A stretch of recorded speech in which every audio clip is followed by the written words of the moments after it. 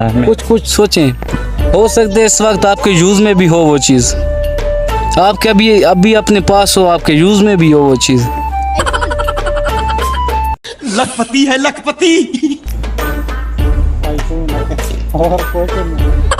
Hint दे दे कोई।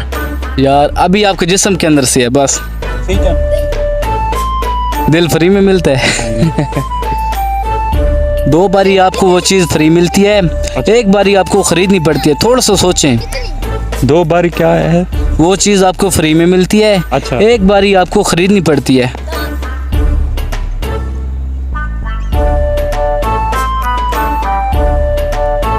नहीं आ रहा? नहीं आ रहा। वो है आपके दांत।